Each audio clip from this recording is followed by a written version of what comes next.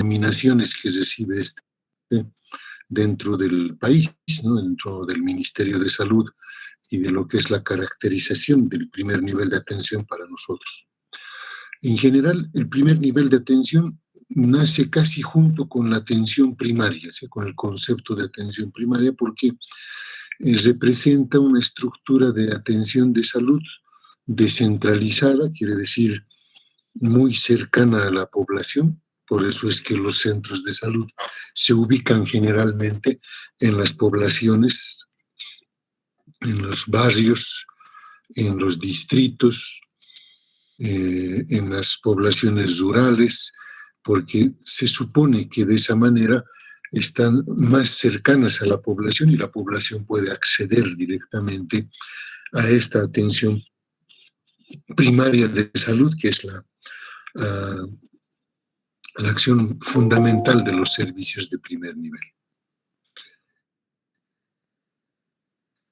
Ahora no sé dónde están los chicos.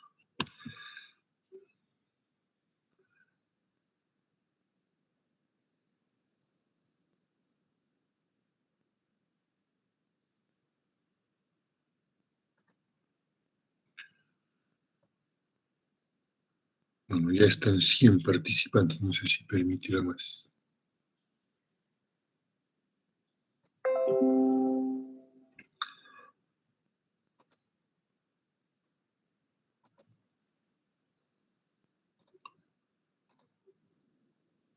Bien, entonces vamos a comenzar a ver qué significa un primer nivel, cómo se conceptualiza un primer nivel de atención. Un primer nivel de atención, entonces, está representado en general por el centro de salud o el puesto de salud o la posta sanitaria. Hay una diferencia fundamental entre estos dos elementos. La diferencia está en que cuando se habla de un centro de salud, se habla de personal profesional trabajando en este establecimiento. Por ejemplo, un médico general, una licenciada enfermera, un odontólogo, ¿ya? Un bioquímico. Pero cuando hablamos de posta sanitaria o puesto de salud, generalmente hablamos de un establecimiento que está a cargo de un personal de salud que no es profesional, un personal técnico. Nosotros lo conocemos a este personal en Bolivia como las auxiliares de enfermería. Un auxiliar de enfermería, ustedes saben, estudia entre 1 año a 2 años máximo y se forma en ese tiempo y tiene ese nivel técnico, ¿no? Técnico medio en nuestro país. Entonces, ahí está la diferencia, digamos, entre lo que es un centro de salud y una posta sanitaria. Entonces, en el centro de salud se supone que debemos encontrar atención profesional, es decir, profesionales titulados, pero que tienen un perfil general, ¿no? Como el médico general o el médico familiar, la licenciada enfermera, hemos mencionado, al bioquímico, al odontólogo general, por ejemplo, son parte de este personal. Un primer nivel de atención, cuando está dentro de una red de servicios, tiene un área geográfica destinada para la atención y una población de responsabilidad. Entonces, en eso consiste, digamos, la distribución geográfica y poblacional a los centros de salud. Cada centro de salud sabe, por lo tanto, hasta dónde es su extensión geográfica y cuánta población está bajo su responsabilidad. Eso ayuda mucho en los efectos de planificación, por ejemplo, de las actividades preventivas. Por ejemplo, yo cómo tengo que saber cuántas embarazadas voy a atender. Entonces, si tengo el dato de mi población de responsabilidad, puedo después de ello tener la estimación de embarazadas esperadas, digamos, en la población. Lo mismo, si yo tengo el dato de mi población, puedo entender y puedo hacer una estimación de la cantidad de niños menores de 1 año que tengo que vacunar, por ejemplo. Porque una de las responsabilidades que vamos a ver que asumen los primeros niveles de atención son actividades preventivas también, ¿sí? Además de las asistenciales. Entonces, es necesario que todos los que trabajan en un centro de salud estén muy bien informados de su cobertura geográfica y su población de responsabilidad, ¿no? Ahora, se dice que un primer nivel de atención, al estar tan cerca de la gente, tan cerca de la población, tan cerca de las personas que habitan un barrio, una comunidad rural, un sindicato rural, qué sé yo, de acuerdo a la forma de organización social que tengamos, como está tan cerca, se convierte en el punto de encuentro entre la población y el sistema de salud. Muchos le denominan a esto que el centro de salud o los establecimientos de primer nivel de atención son la puerta de entrada al sistema. Es decir, lo primero que va a encontrar la población cuando se contacta con el sistema de salud es a un establecimiento de primer nivel de atención. Entonces es su punto de encuentro o su puerta de entrada, si ustedes quieren. Y tiene características que hay que entender que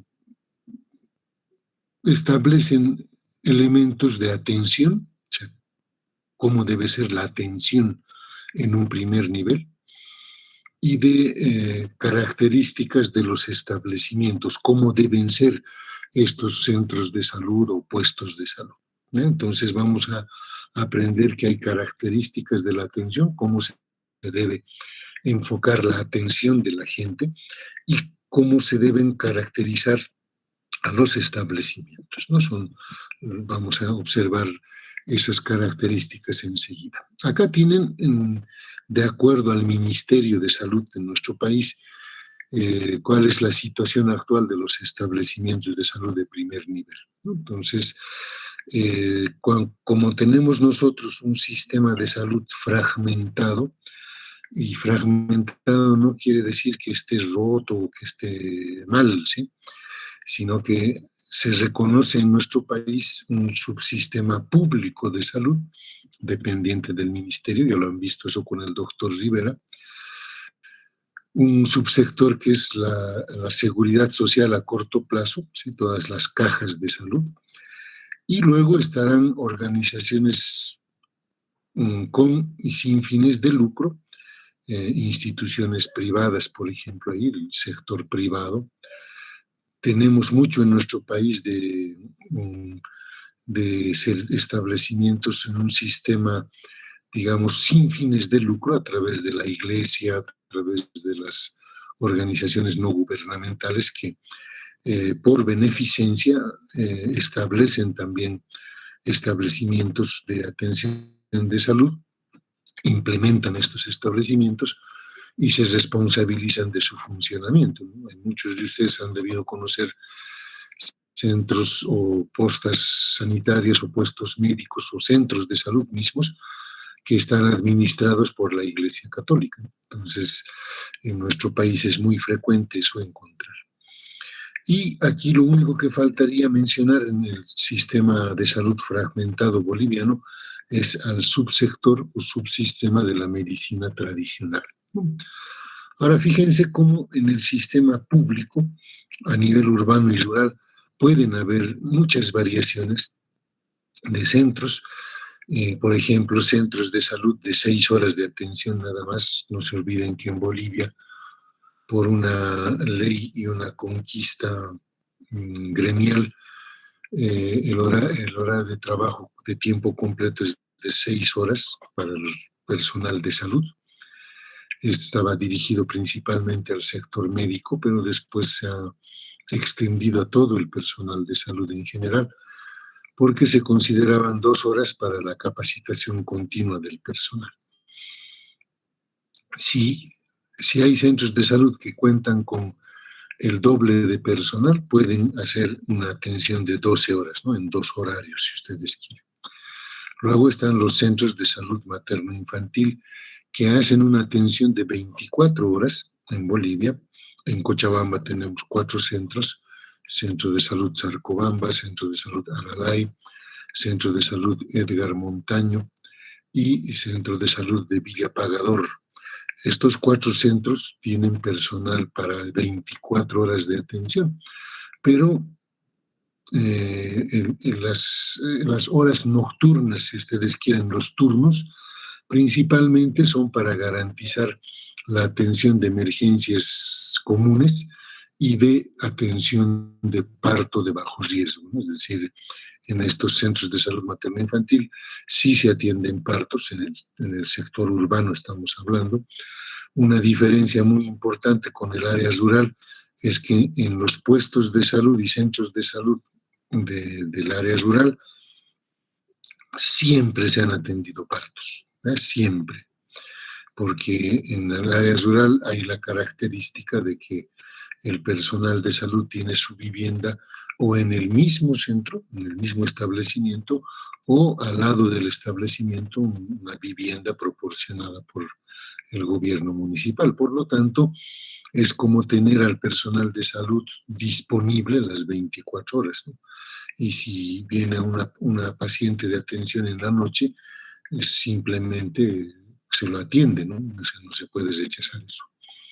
Entonces, fíjense que ahí están, estos son los principales centros de salud urbanos y principales centros de establecimientos de primer nivel rurales, ¿no?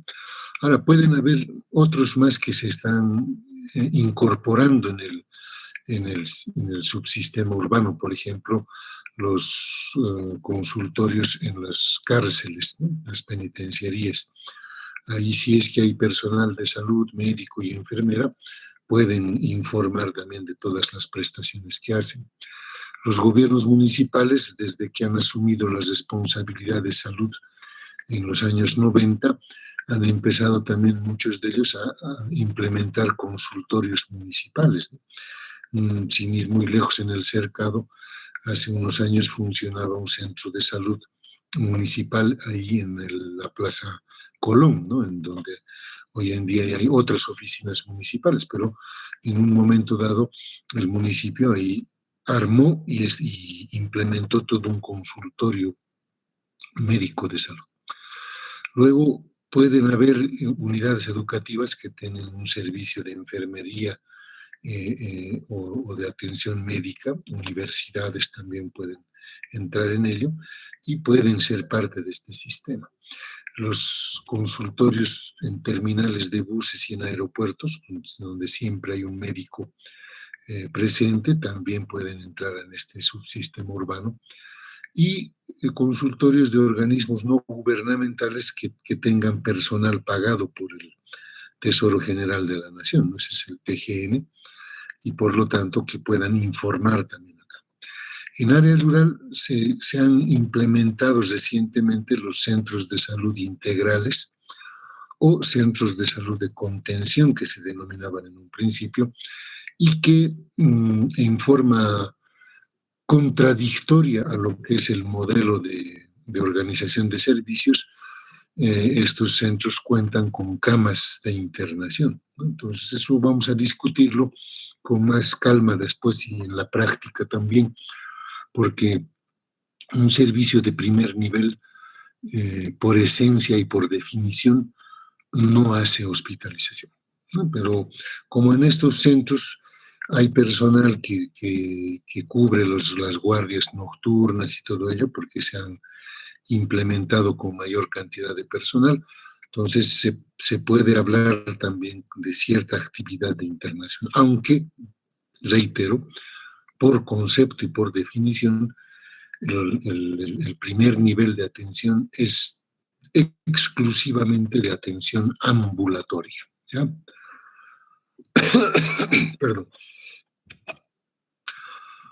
Se suman en el área rural, por ejemplo, los consultorios de sanidad militar. Cuando hay cuarteles en el área rural, siempre ellos tienen un área de sanidad y muchas veces están atendidos por técnicos sanitarios que tienen casi el mismo nivel de un auxiliar de enfermería y en algunos casos inclusive con médico. ¿no? Entonces pueden ser parte de ellos.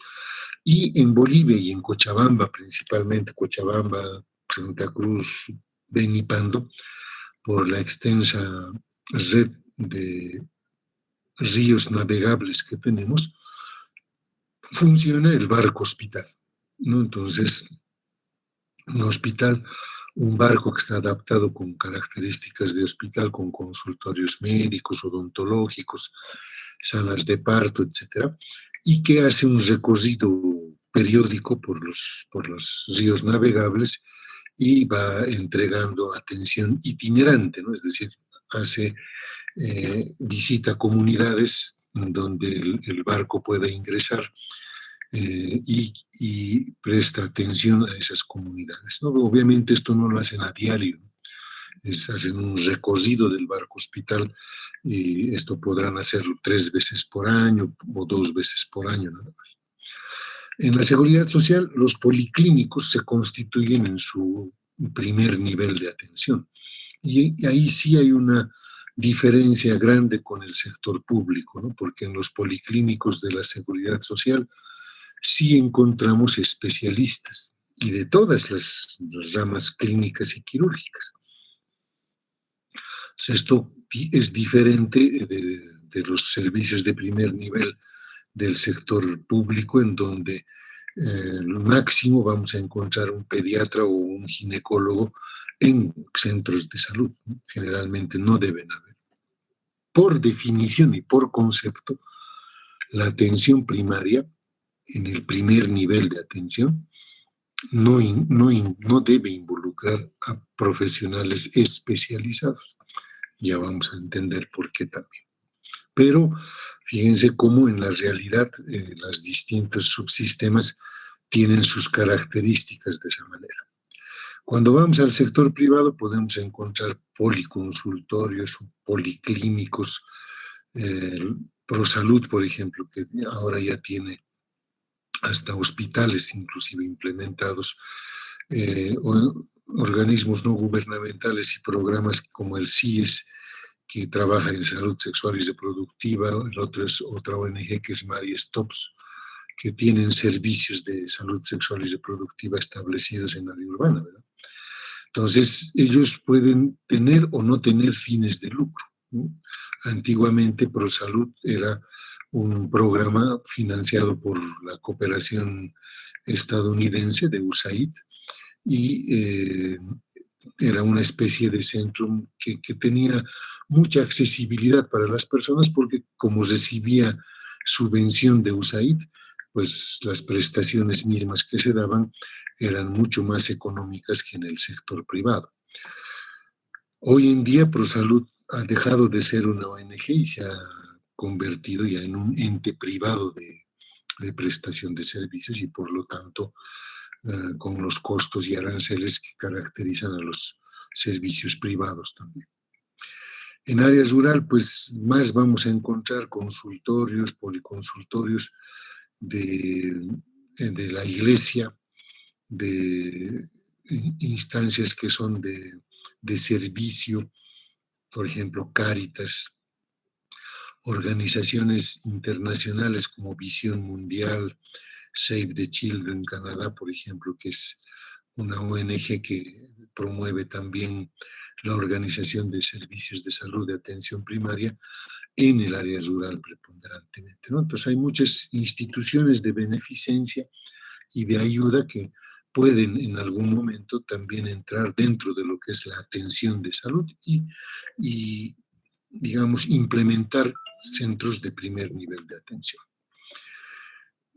La política SAPSI, que en nuestro país hemos visto que se ha implementado o se ha querido implementar desde el año 2006 hasta la fecha, lo único que ha logrado hacer esta política SAPSI es generar documentos en el Ministerio de Salud y fíjense cómo como parte de su proceso de implementación simplemente se ha agregado a nuestra estructura al centro de salud SAPSI, el apellido SAPSI, ¿no? Centro de salud SAPSI, puesto de salud SAPSI, centro SAPSI con camas, en la seguridad social policlínicos SAPSI, o policonsultorios SAPSI en el sector privado o de la iglesia.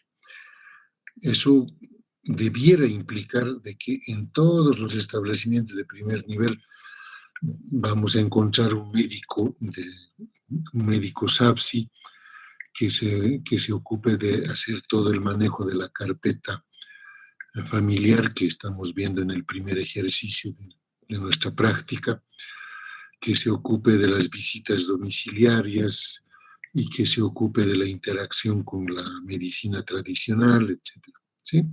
Y que interactúe con las organizaciones sociales.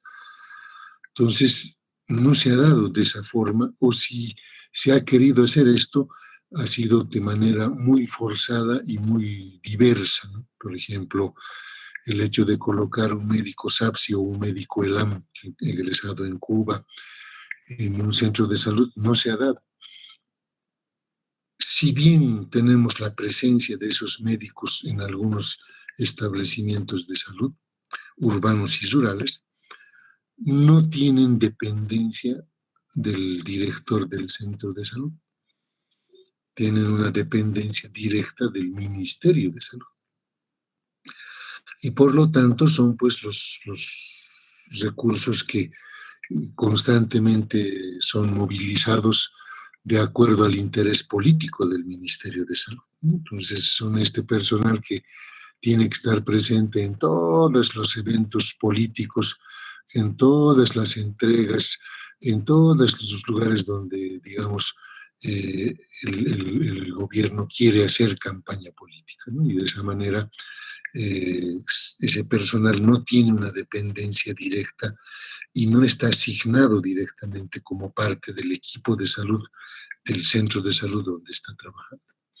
Y en muchos casos hasta la información ha sido manejada de manera independiente, ¿no? Y lo que se ha producido después de un tiempo es que este personal SAPSI o de los médicos ELAM empezaba a duplicar la información, ¿no? Es decir, todo lo que hacía el establecimiento de salud en prestaciones, el médico SAPSI o ELAM igualito mandaba al ministerio y el ministerio lo mostraba como si fuese una actividad solo, exclusivamente hecha por ellos.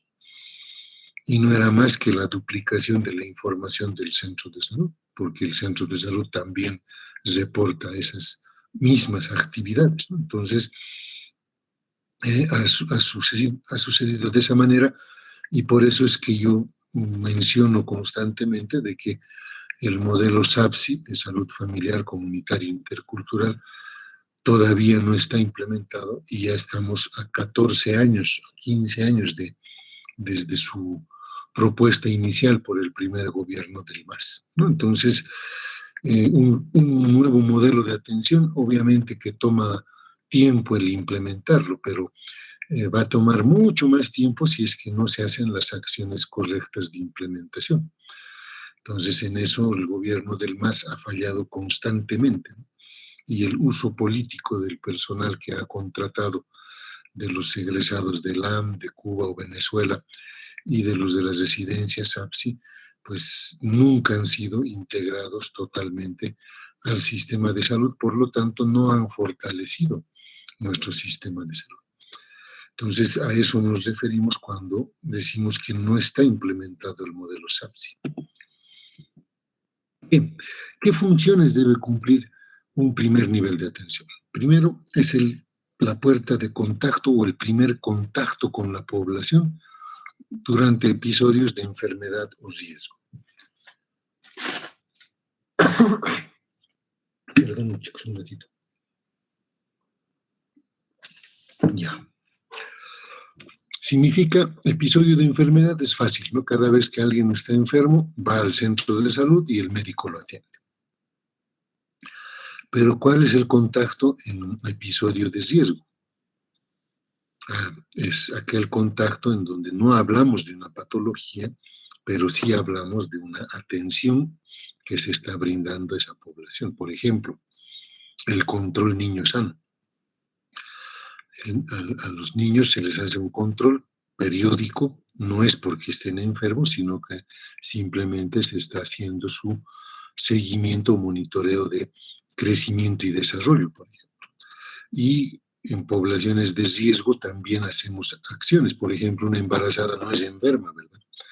El embarazo no es enfermedad, pero la atendemos por lo menos hasta 4 veces. Queremos que venga al centro de salud para hacer el monitoreo de su embarazo, para hacer el monitoreo de su incremento de peso y de la modificación de la altura uterina y de todo lo que significa la posición, presentación del bebé, etcétera, y la pesquisa de ciertas posibles enfermedades que pueden afectar a la mujer embarazada, ¿verdad? Entonces, a eso se denomina el contacto en episodio de riesgo, ¿ya? Es decir, que no es población enferma, pero que estamos atendiéndola porque es una población de riesgo y le estamos dando prestaciones, digamos, no de tratamiento de enfermedad, sino de simplemente cuidado de un buen desarrollo, crecimiento, cuidados de un buen embarazo para que llegue a un parto saludable, ¿no? Entonces, a eso se refiere el contacto de enfermedad o de riesgo. Segundo, la otra función es la afiliación activa o pasiva de la población. Afiliación pasiva es cuando la población viene a consultar en forma voluntaria y en el centro de salud, por ejemplo, si es su primer contacto, se le abre su historia clínica y su carpeta familiar. Entonces, es la gente que ha venido, ¿ya? Y por lo tanto nosotros lo hemos afiliado cuando lo hemos atendido. Pero se habla de afiliación activa cuando el centro de salud moviliza su personal hacia la población, hacia los domicilios, y empieza a hacer la afiliación en el domicilio. Empieza a llenar un expediente clínico o por lo menos la carpeta familiar para que esa familia, cada una de las familias visitadas, sepa que tiene su centro de salud y sepa que ya tiene su carpeta abierta y que por lo tanto puede asistir cuando guste a ese centro de salud. Es también como promocionar al servicio, ¿no? Es decir, a demostrarle a la gente que sí tiene un servicio de salud que le puede ser muy útil cuando esté necesitando atención médica o cuando esté necesitando prestaciones de prevención o educación. La tercera función es la participación, el de facilitar la participación de la comunidad o de los grupos organizados en la comunidad. En este caso hemos dicho, este centro de salud está muy cerca de la población, es muy fácil interactuar con las comunidades, es muy fácil identificar grupos organizados, por ejemplo, los famosos club de madres, ¿no? Entonces, en el área rural es muy difundido esa forma de organización social en Bolivia y se trabaja bastante bien con estos clubes de madres cuando en esas poblaciones existe una, digamos, actividad sistemática, ordenada y reconocida por la misma comunidad. Pueden encontrar también grupos deportivos, grupos juveniles en algunas comunidades que también se interactúa muy rápidamente con ellos.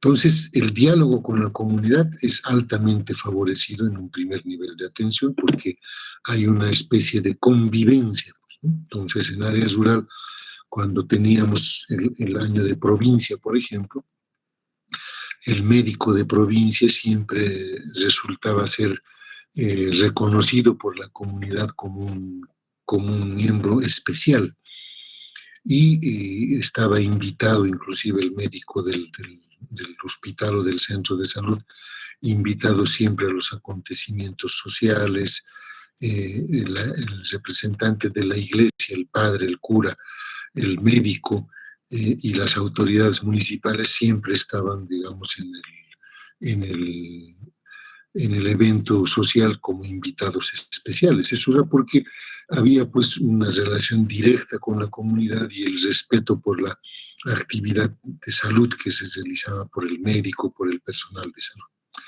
Entonces es fácil que se integre el equipo de salud también con la población. Entonces, participación comunitaria, diálogo con la comunidad integración del equipo de salud con la población es muy fácil de hacerse en un centro de salud de primer nivel de atención. Y una función importante también es la síntesis de información. ¿Esto a qué se refiere? La síntesis de información es el registro de todas las actividades que desarrolla el centro de salud. Si está desarrollando actividad asistencial, ¿qué es lo que tiene que llenar? Historias clínicas. Si está desarrollando salud familiar, ¿qué es lo que tiene que llenar? La carpeta familiar. Si está desarrollando actividad educativa, ¿qué tiene que llenar? El cuaderno de actividad de educación en salud. Todas las actividades que se realizan en el centro de salud se registran. Hay cuadernos específicos, hay, por ejemplo, cuadernos de vacunación, están las fichas epidemiológicas de los pacientes de tuberculosis, están las fichas epidemiológicas cuando detectamos algunas enfermedades que en el país están bajo vigilancia epidemiológica y por lo tanto tenemos la obligación de informar esos casos. Entonces, todo eso se debe llenar. Y eso constituye la síntesis de información de las actividades de un centro de primer nivel de atención. Entonces, se dice que es la puerta de entrada al sistema, es el primer contacto que debería tener la población con el sistema de salud y que es responsable de la salud individual, es decir, de los pacientes que vienen a buscar atención, de la salud familiar, es decir, de las familias que están bajo responsabilidad de nuestro centro, y de la salud comunitaria. Para ello, el centro de salud debe contar con personal profesional de área social. ¿Ya? Entonces, no es una actividad que deba ser delegada al médico o a la enfermera. Ojo, la salud comunitaria generalmente es lo que hace un personal de área social, un visitador o que es el trabajador social, un comunicador social o un sociólogo o un antropólogo o un psicólogo que son de área social, son los que en un equipo de salud de atención primaria, en un equipo de salud de primer nivel de atención, son los que coordinan, digamos, o desarrollan acciones de salud comunitaria. Y vamos desde ahora, ¿no? Tal como lo estábamos también corrigiendo durante el primer ejercicio, que salud comunitaria no significa que el médico vaya a atender casos a la plaza o al mercado, ¿no? Entonces, esos son actividades de extensión de salud. Cuando se hace la actividad que normalmente se hace en el establecimiento de salud y esa la hacemos en la comunidad, a eso se llama actividad de extensión comunitaria. En cambio, salud comunitaria debe entenderse como todas las acciones que planifica, desarrolla, ejecuta y evalúa la misma comunidad con sus organizaciones establecidas. Entonces, eso hay que entenderlo bien desde ahora. Obviamente que se espera que el centro de salud de primer nivel desarrolle atención solidaria y empática, pero para mí es más importante que ustedes pongan ojo en esto. Fíjense, una de las funciones del primer nivel de atención es asegurar un alto nivel técnico y capacidad resolutiva en la atención de la patología prevalente. Se dice que debe atender de un 85 a 90% de la patología prevalente. Y es por eso que se dice que se utiliza fundamentalmente la estrategia de la atención primaria de salud. La atención básica que se le da a la población, la atención que el Estado debe garantizar a todo ciudadano de un país, y en este caso estamos diciendo hacerlo con un alto nivel técnico y de capacidad resolutiva. Bien, ya vamos a dar ejemplos de patología prevalente más adelante. Entonces, habíamos dicho que hay características de la atención que hay que entender y características de los establecimientos. Pasemos a explicarles eso, ¿no? Las características de la atención, la primera es la globalidad. La globalidad implica que consideremos al individuo en su totalidad y que la respuesta que le demos a su problema tome en cuenta consideraciones individuales como persona y comunitarias como alguien que es parte de un grupo social, de una cultura, de una procedencia étnica distinta, ¿ya? Entonces, o específica. Por lo tanto, hacer la atención con globalidad implica ese respeto, ¿ya?, al individuo con su entorno, con su historia, con su cultura. Eso es lo que tenemos que entender nosotros por globalidad. Y la atención de un primer nivel de atención tiene que ser global. Es decir, todo el personal de salud que atiende en un centro de salud debe respetar esa cultura, esas consideraciones individuales y comunitarias, debe respetar esa historia, debe respetar esas características culturales, esos rasgos culturales, esas costumbres, etcétera, etcétera, etcétera, ¿sí? Entonces, es necesario tener esa primera característica en la atención. Segunda característica es la continuidad de la atención. ¿Qué implica esto? Que el paciente es controlado por su médico hasta la resolución o el control de su problema de salud o hasta que se haya insertado o reinsertado a la vida social en una concepción de normalidad. Una vez curado, una vez establecido, ese paciente ha recibido la atención del mismo médico, ¿no? La atención es continua.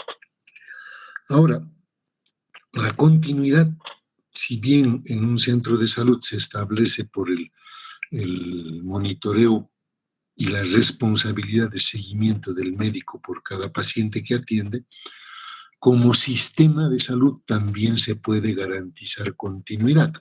¿Cuándo? Por ejemplo, cuando este médico de atención primaria o médico de primer nivel de atención ha detectado una patología, un problema que precisa de la atención hospitalaria y por médico especialista. Entonces, ¿qué hace este médico general o familiar? Hace una referencia del paciente hacia el hospital de referencia, hacia el hospital de segundo nivel de atención, en su caso. Y esa forma de trabajar es lo que garantiza, digamos, la continuidad de la atención del paciente. Obviamente, cuando el hospital que está recibiendo a este paciente referido atiende a este paciente. Porque si no lo hace, como ocurre muchas veces en nuestro país y en nuestro departamento, entonces no se está garantizando continuidad. La continuidad debiera darse en el hecho de que yo lo he atendido en mi centro de salud, tiene un diagnóstico que precisa atención quirúrgica, pónganse, tiene una apendicitis, un cólico biliar, una colecistitis, etc. Y cuando lo envío al paciente con referencia, el hospital lo recibe y soluciona su problema, es decir, lo operan o lo ve el cirujano y hace la cirugía respectiva. Y después de su cirugía, cuando ya está dado de alta, lo vuelven a enviar a su centro de salud original para que le haga el seguimiento en domicilio o en el consultorio médico del centro. Entonces, de esa manera se garantiza la continuidad como sistema. Pero continuidad dentro del mismo establecimiento significa que yo, médico, me hago cargo de mi paciente desde que el momento en que lo estoy viendo en la consulta hasta su recuperación total, ¿no? Eso significa atención continua. Y la tercera característica de la atención es la atención integrada o integral o la integración de la atención. ¿Qué significa esto? Que todas las formas de atención que tenemos como personal de salud, promoción de la salud, prevención de la salud, curación o asistencia del paciente, y rehabilitación se deben practicar en el mismo paciente en el momento que corresponde. Por ejemplo, si viene un paciente a mi centro de salud y viene con una enfermedad, ¿qué tengo que hacer? Asistencia. Tengo que curar ese paciente, tengo que hacer la consulta médica, llegar a un diagnóstico clínico y darle el tratamiento respectivo hasta que ese paciente ya no tenga esa dolencia, ¿sí? Una vez que he hecho mi trabajo en la curación, tendré que hablar con el paciente para evitar que vuelva a recaer con esa enfermedad y por lo tanto estaré haciendo prevención, ¿verdad? Usted tiene que hacer esto, tiene que evitar esto, usted tiene que vacunarse, etcétera.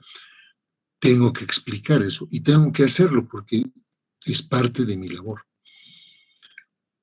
Incluso si un paciente después del tratamiento todavía necesita otros manejos, por ejemplo, de rehabilitación, atención de fisioterapia, qué sé yo, también en el centro de salud debemos dar ese tipo de apoyo. Y cuando mi población está sana, está gozando de buena salud, si ustedes quieren, tendré que hacer promoción de la salud. Ahora, estas actividades, si bien cuando uno dice yo médico tengo que tener atención integral, eso quiere decir que sé hacer cualquiera de estas cosas. Sé hacer promoción, sé hacer prevención, sé hacer curación o tratamiento y sé hacer rehabilitación. Sin embargo, cuando hablamos de un primer nivel de atención, estas funciones se deben también cumplir como equipo de salud. ¿A qué nos referimos? Por ejemplo, el médico en un centro de salud no es el que tiene que dar educación, no es el que tiene que estar saliendo a vacunar todos los días en la comunidad. El médico tiene que estar atendiendo pacientes. Por lo tanto, el médico va a cumplir con esta función de curación o asistencia del paciente.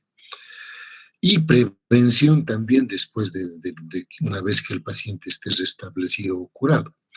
Pero también vacunas en prevención puede hacer la auxiliar de enfermería a través de una programación de vacunaciones que hace con sus comunidades, con sus poblaciones que están muy bien identificadas, ¿verdad? Entonces, educación en salud, por ejemplo, en promoción, puede hacerlo también la licenciada enfermera, puede hacerlo la auxiliar de enfermería, inclusive el profesional de área social, que haga actividad de promoción de alimentación, ejercicios, hábitos saludables, cuidados del medio ambiente, etc. Entonces, la integralidad también se puede cumplir como equipo. Es decir, no es que todos hagamos todo a la vez, ¿no? Que vamos a vacunar y cerremos el centro y todos nos vayamos a vacunar. ¿Y qué pasa con pacientes que van a venir ese día y van a encontrar cerrado nuestro centro de salud y van a enojarse por ver dónde se han ido todos y cuando necesitamos nosotros esta actividad, ¿no? Entonces, fíjense cómo acá vemos asistencia, vemos prevención en vacunaciones y vemos educación en salud, ¿no? Entonces, son actividades que deberían ser cumplidas por el equipo de atención primaria o el personal de un establecimiento de primer nivel de atención. Entonces, recordemos, características de la atención: globalidad, el respeto a la persona y su origen; continuidad de la atención, la segunda característica, que nos tenemos que responsabilizar de la salud del paciente desde el primer contacto hasta su rehabilitación o reinserción social; y la tercera, la integralidad de la atención. La atención integral implica el practicar estas funciones de curación, prevención, promoción o rehabilitación por parte del personal de salud del primer nivel de atención. Ahora veamos qué características debe tener el servicio o establecimiento, ¿ya? Un centro de salud. Características de los servicios. También son tres. la descentralización, o sea, los servicios, los establecimientos deben ser descentralizados, ¿no? Deben situarse lo más cerca posible de la población, no solamente en el plano geográfico, sino también en el sociocultural, porque favorece la accesibilidad geográfica. Por eso, fíjense acá, el hospital es una figura de centralización, porque el hospital va a estar ubicado probablemente en el centro más poblado del lugar geográfico del que estemos hablando, y pues cuando se utilice ese hospital, toda la gente que tiene que ir al hospital tendrá que pensar que tiene que llegar pues hasta la localidad o el lugar donde está ubicado ese hospital.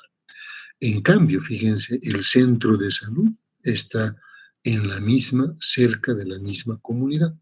Entonces, está descentralizado. Entonces, los servicios deben tener esa característica, deben ser descentralizados.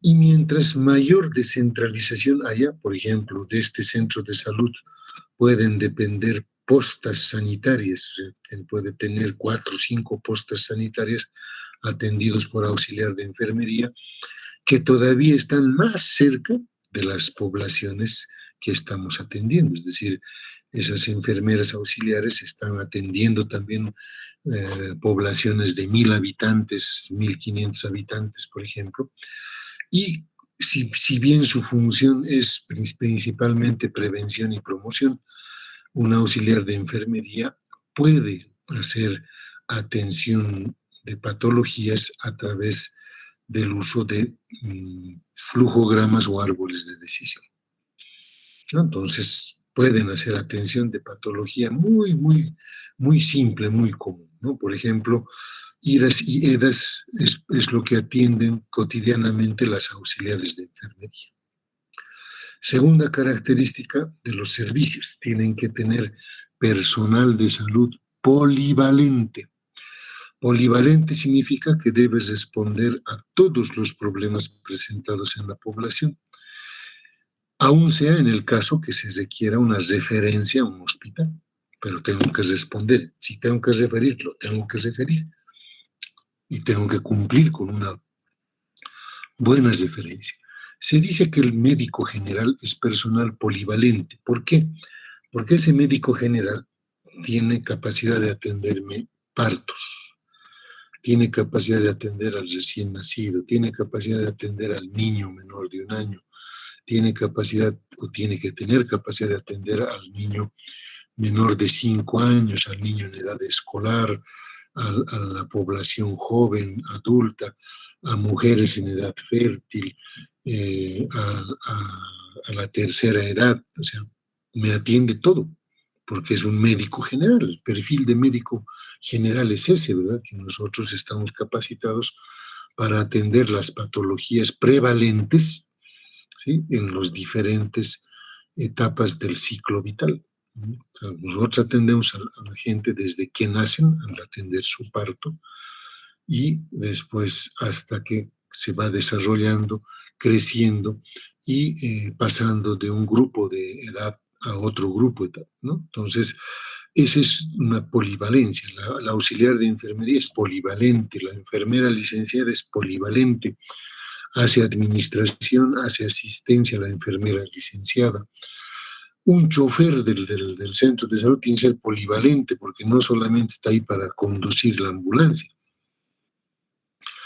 Muchas veces el chofer, cuando está en el centro de salud, la ambulancia, debe ayudar en el fichaje, debe ayudar con el registro de pacientes, etcétera, etcétera, ¿no? Entonces, por eso se dice que el personal en un primer nivel de atención, en los servicios, en los establecimientos de primer nivel, tiene que ser polivalente. Y la tercera característica tiene que ser la atención del servicio, tiene que ser permanente, es decir, estar disponible para la población todos los días y las 24 horas del día. Eso no significa que deba estar la puerta abierta las 24 horas del día, ¿no? Entonces, en servicios que tienen personal reducido, lo que se puede hacer es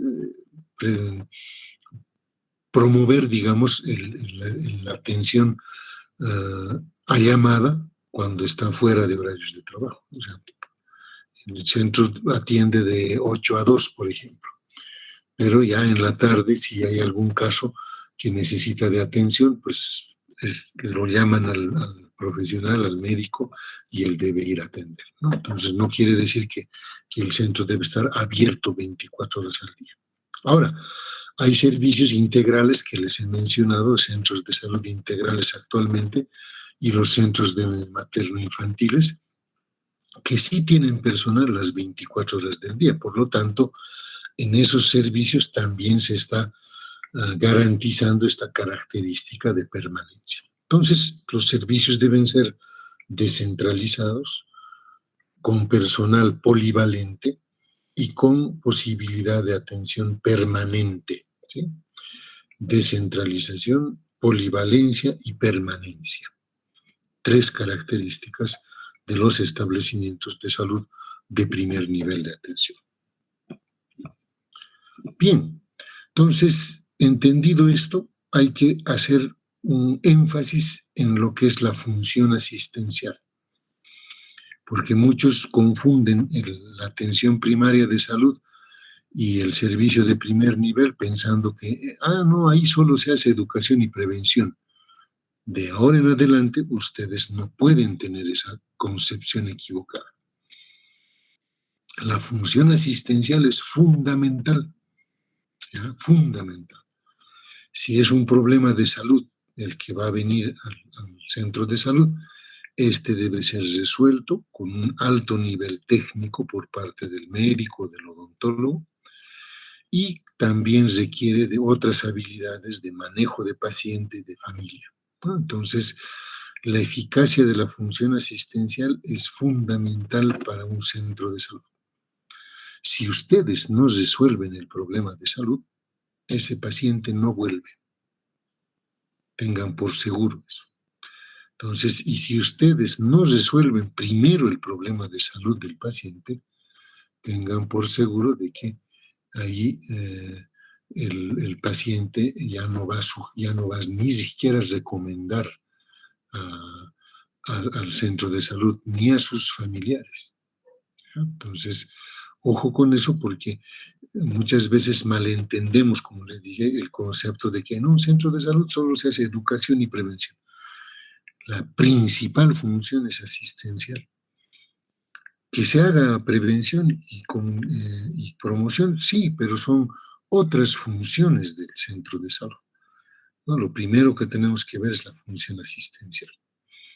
Recuerden esto, ¿no? Puerta de entrada del sistema, donde se aplica atención primaria de salud, donde se maneja más del 85% de patología prevalente, función de filtro, porque el centro de salud define qué paciente va a ir al hospital y qué paciente no va a ir al hospital, síntesis de información, que todo se registra y todo se informa dentro del centro de salud, hay un fuerte sistema de registro de actividades, relación con la comunidad para hacer inclusive esta gestión compartida en el nivel local, y su sistema de referencias, resolución y retorno para el envío de pacientes al hospital de manera de cumplir con la continuidad de la atención también. Ahora, ¿cuáles son los ejes fundamentales de la atención primaria? Fíjense. Están estos elementos, ¿sí? Educación para la salud, sí. En un centro de atención primaria se hace bastante actividad educativa, sí, no necesariamente por el médico, ¿no? ¿Se hace prevención y promoción? Sí. El equipo de salud también asume funciones de prevención y promoción, pero también se hace asistencia, y esta es una función fundamental del médico. Yo no le voy a pedir a la licenciada enfermera que me atienda pacientes. O sea, si está un médico en el centro de salud, su principal función es esta. La licenciada enfermera me ayudará con esto. Las auxiliares, el personal de área social me ayudará con esto, ¿verdad? Entonces, en equipo vamos a cumplir con esos ejes fundamentales, pero la asistencia es una actividad principal y muy importante del centro de salud. Por eso es que se piden competencias y habilidades para el personal de atención primaria y el primer nivel de atención. Fíjense esto, las competencias están en competencias primero clínicas, competencias y habilidades clínicas, el aprender a procedimientos prácticos en los pacientes, el manejo de pacientes, eso es fundamental. Una segunda es las habilidades de comunicación, saber relacionarse con el paciente, con la familia y hacer promoción, prevención y educación también con buenas habilidades de comunicación. Fíjense esta otra que es las habilidades de gestión y administración de servicios de salud. Por eso es que ustedes también están en este 5º año haciendo administración sanitaria, porque necesitan conocer, por lo menos básicamente, cómo se administran estos servicios. Competencias en tecnologías de información e investigación, fíjense, cómo obtener y utilizar información, cómo tomar decisiones y juicios clínicos y cómo hacer investigación en salud. Y por último, valores humanos, valores y una visión integral, una comprensión de las ciencias básicas, clínicas y sociales, con actitudes apropiadas, con comprensión ética y con responsabilidad legal, ¿no? Entonces, todo eso tiene que hacer el médico de atención primaria, el médico del primer nivel de atención. Por eso es que la oferta de servicios en un primer nivel va, ¿no?, de la consulta médica, medicina general o familiar, de enfermedades prevalentes, la atención odontológica primaria, el uso de medicamentos esenciales en el centro de salud. Y ojo, medicamentos esenciales no es que tengamos paracetamolcito y amoxicilinita nomás en el centro. O sea, el listado de medicamentos esenciales de la OMS sobrepasa los 400 ítems, ¿no? Y obviamente tenemos que contar con los necesarios para atender las patologías prevalentes. El laboratorio básico es un componente de la oferta fundamental en el centro de salud, un laboratorio que me permita apoyar las funciones de diagnóstico del médico, por lo menos que haga hemograma, por lo menos que haga un parcial de orina, copro, por lo menos que haga tinción de Gram para ciertos elementos, etc. Luego está, fíjense, la atención de embarazo y parto de bajo riesgo. El de bajo riesgo, ojo, el que puede atenderse en un centro. Cuando todo el embarazo está normal, cuando todo el trabajo de parto se está desarrollando en forma normal, se lo atiende sin ningún problema. El centro de salud tiene su sala de partos, tiene su cama para dilatación y tiene su cama para albergar a la madre y el recién nacido también. La atención de enfermería, generalmente las licenciadas enfermeras hacen todo lo que es inyectables, curaciones, sueros, etc. La atención de emergencias básicas, que me he golpeado mi dedito, que me he cortado, que me he caído, que me he rasmillado, etcétera, todo lo que puede llegar en el día a día a un centro de salud. Acciones de prevención, fíjense, no estamos diciendo que no se hace prevención, y acciones de promoción y educación en salud que pueden ser asumidos por componentes del equipo de salud de atención primaria. Ahora, fíjense las enfermedades prevalentes, ¿a qué nos estamos refiriendo? Ya en este mapamundi nosotros ya podemos ver la extensión de lo que son las enfermedades cardiovasculares. Todo el planeta tiene eso. Cáncer, en algunos lugares es mucho más prevalente. VIH-Sida, ¿sí?, en azul. Tuberculosis es un problema letal en Bolivia, por ejemplo. No quiere decir que no hayan las otras cosas.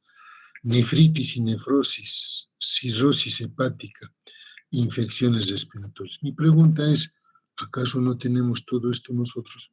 Sí, tenemos todo eso igualito en Bolivia.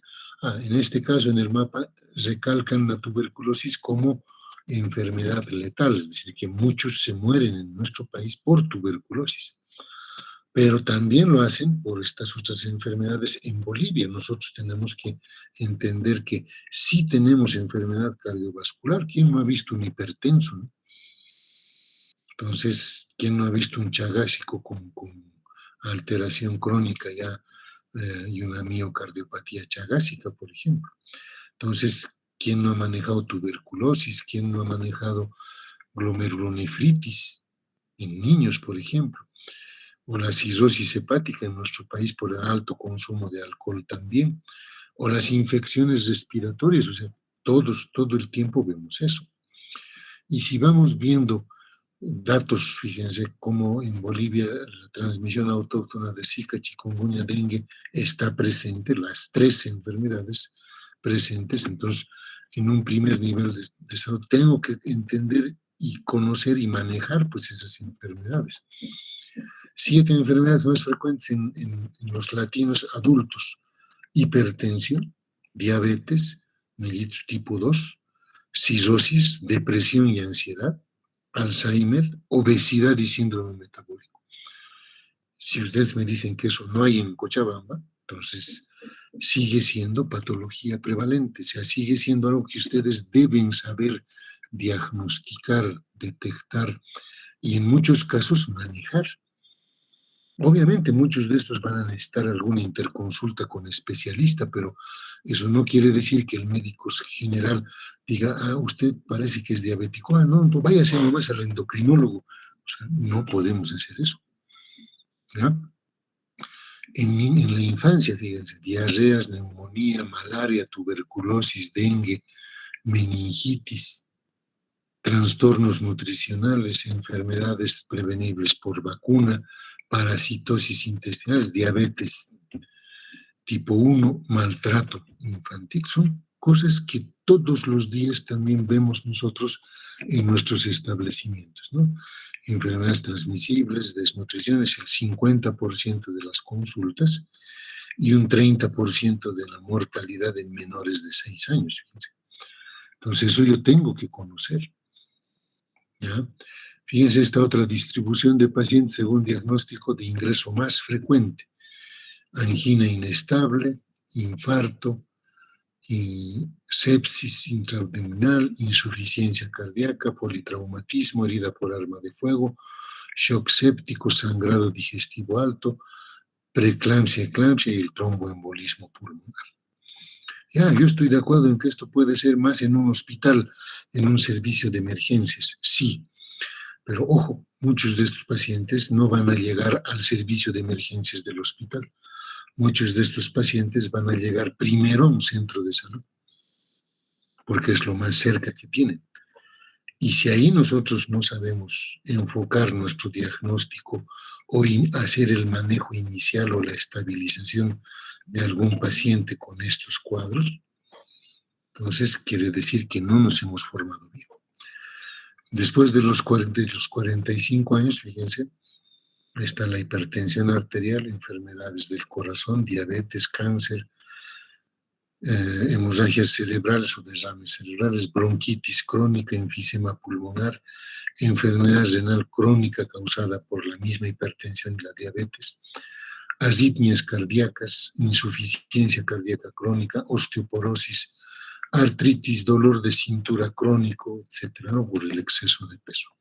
Entonces, si ustedes no conocen en la atención primaria esas patologías más comunes, pues estamos perdidos.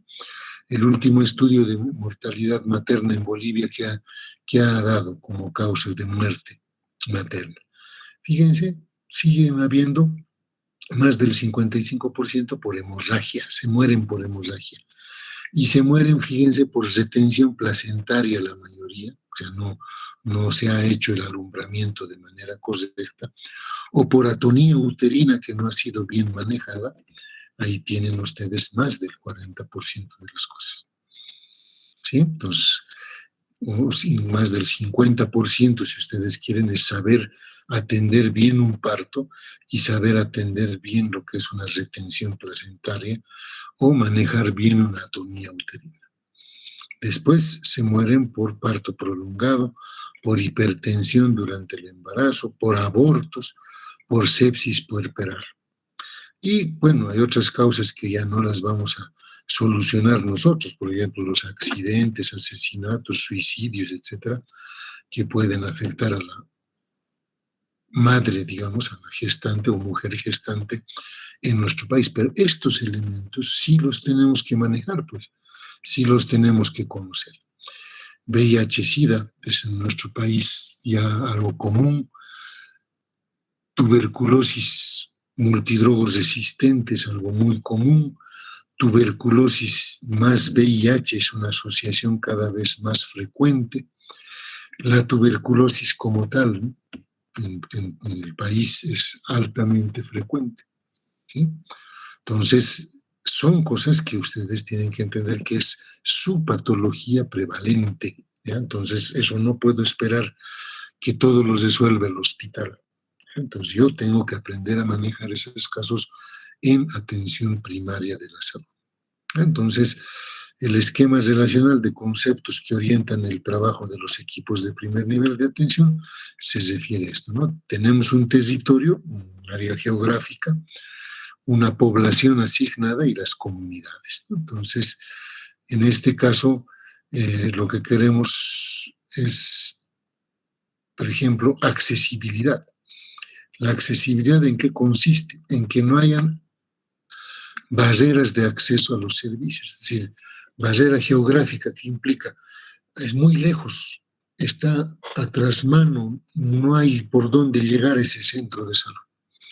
Barrera económica, cuesta la atención, en Bolivia la hemos eliminado, la barrera económica con el seguro universal materno-infantil, SUMI, actualmente denominado Servicio Integral de Salud. Barreras de género, aquí no se atienden mujeres, aquí no se atienden varones. Barreras culturales, que no hablamos el idioma y que por eso la gente no viene. Tenemos que ver todo el concepto de longitudinalidad, la presencia y utilización de una fuerte asistencia regular a lo largo del tiempo, es decir, la asistencia a los diferentes grupos del ciclo vital es nuestra obligación. Fíjense la integralidad ahí, con conjunto de actividades dirigidas a las personas y al medio ambiente, desarrolladas por equipos trabajadores, ¿sí? No es el médico el que lo está haciendo. Y por último está la resolutividad, resolver las cosas. Implica la capacidad de convertirse en un sistema capaz de extraer información, comprensión de la información y hacerla significativa para resolver los problemas de salud de la comunidad. Ahí están los equipos de primer nivel, que es un conjunto de recursos humanos que se organiza en forma determinada que permite alcanzar un objetivo común: asegurar un proceso asistencial de calidad, estable y consecuente con estos 4 principios, ¿no?, de accesibilidad, longitudinalidad, resolutividad e integralidad, ¿no? Entonces, ojo con esas funciones de esto. De esa manera, un establecimiento de salud de primer nivel de atención, eso significa esta ESPNA, primer nivel de atención, se configuran los equipos, ¿no? Por ejemplo, este centro entiende las necesidades y demandas de la población de referencia, conoce los perfiles socioepidemiológicos de los usuarios que va a atender, tiene disponibilidad de recursos humanos en salud, tiene metas propuestas para alcanzar por el equipo de salud y actividades propuestas a desarrollar, ¿no? Entonces ahí, por ejemplo, en toda esta parte, los asistentes sociales, la licenciada enfermera, odontólogo, fisioterapeuta, nutricionista, trabajador social, comunicador o educador. Entonces nos muestran una composición variable de acuerdo a las características de la población, con un conjunto de recursos humanos estable y de carácter transversal. Ahí está, fíjense en las atenciones, el médico de familia, el auxiliar o licenciada de enfermera, el médico general, el auxiliar o licenciada de enfermera, y es la composición fija para todos los prestadores en todo el país. O sea, siempre debe haber esto, y en forma complementaria siempre debe haber este personal en un establecimiento de primer nivel. Y ahí está la puerta de entrada al proceso asistencial, ¿no? O sea, que la gente tenga acceso a este servicio de salud y que se estimule el uso de los servicios de salud, como vamos a ver también el siguiente sábado. Entonces, ahí están las funciones del primer nivel de atención.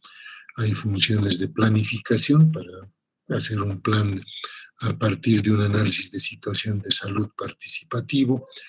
En la ejecución tiene que ser promoción, prevención, tratamiento, recuperación, rehabilitación, cuidados paliativos, según guías de prácticas clínicas del Ministerio de Salud, con abordaje individual de paciente, de familia y de comunidad o salud comunitaria.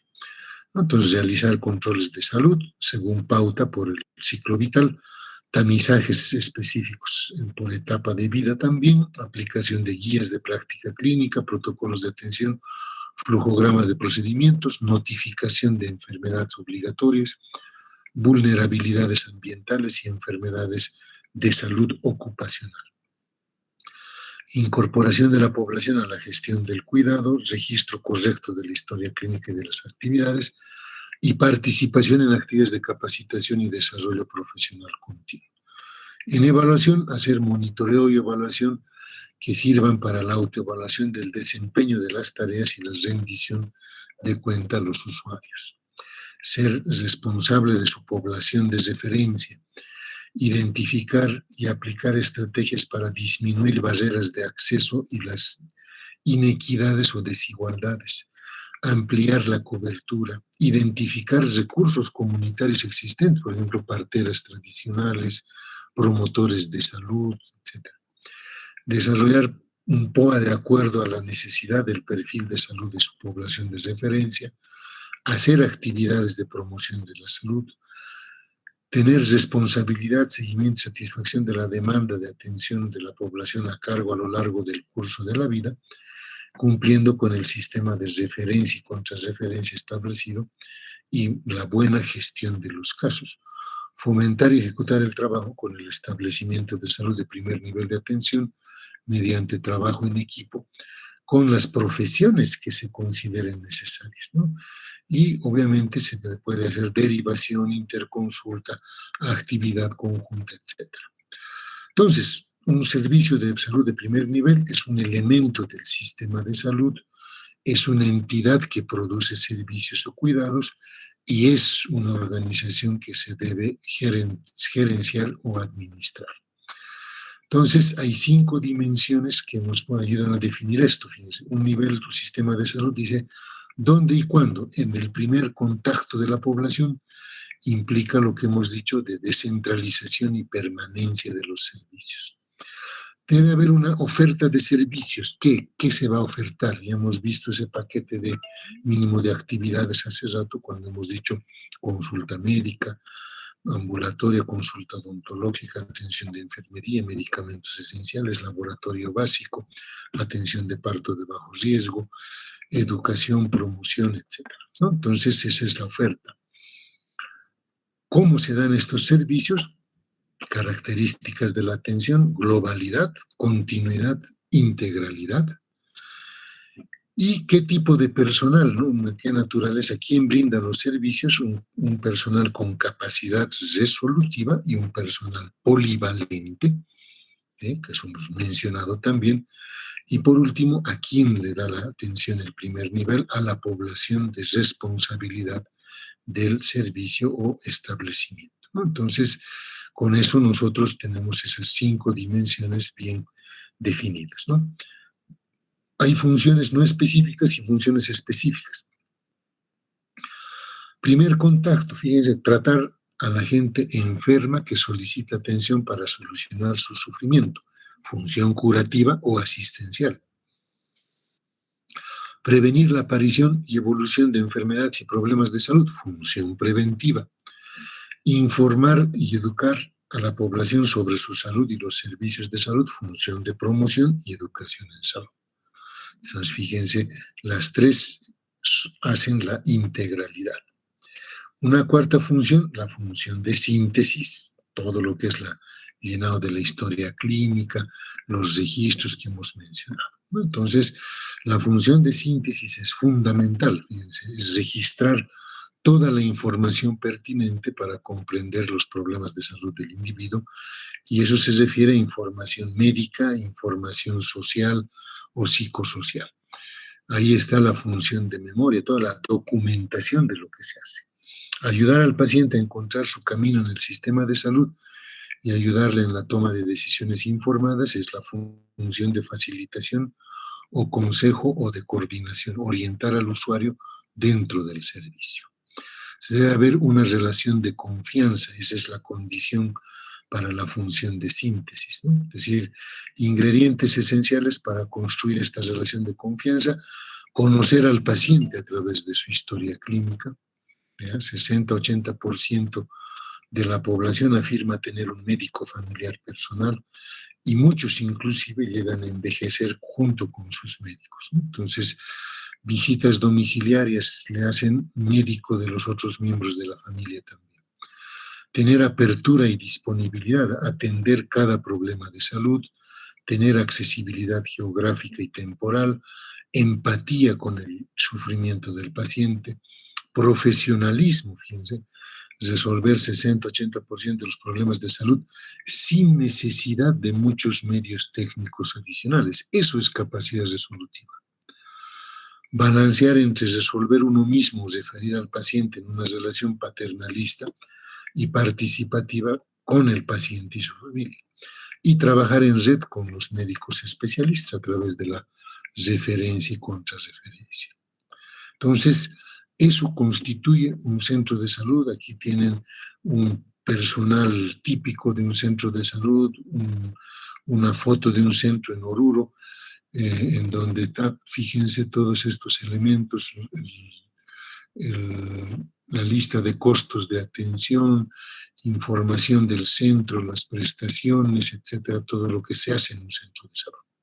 ¿Ya?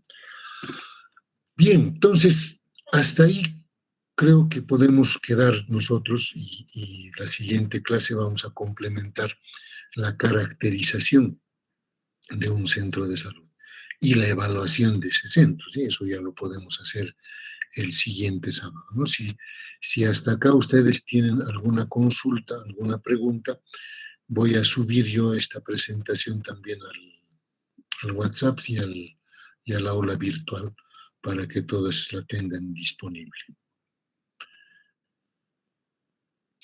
¿Alguna consulta?